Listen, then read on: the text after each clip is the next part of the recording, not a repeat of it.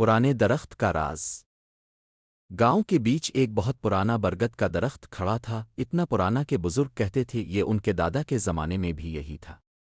لوگوں کا کہنا تھا کہ رات کے وقت اس درخت کے نیچے ایک روشنی جلتی ہے، اور اگر کوئی اس روشنی کو چھو لے تو اس کی ایک خواہش پوری ہو جاتی ہے۔ ایک غریب لڑکا احسان روز درخت کے پاس سے گزرتا مگر کبھی رک کر نہیں دیکھتا تھا کیونکہ اس کے پاس وقت ہی نہیں تھا۔ وہ دن بھر کھیتوں میں مزدوری کرتا اور رات کو تھک کر سو جاتا۔ ایک دن بارش ہو رہی تھی، بجلی کڑک رہی تھی اور احسان جلدی گھر جا رہا تھا کہ اچانک اس کی نظر درخت کے نیچے سنہری روشنی پر پڑی۔ وہ آہستہ آہستہ قریب گیا، دل زور زور سے دھڑک رہا تھا۔ روشنی کے بیچ ایک لکڑی کا ڈبہ رکھا تھا۔ احسان نے ڈبہ کھولا تو اندر ایک چھوٹا سا چمکتا پتھر تھا جس پر لکھا تھا، اگر دوسروں کے لیے نیکی کرو گے تو قسمت تمہارے قدم چومے گی۔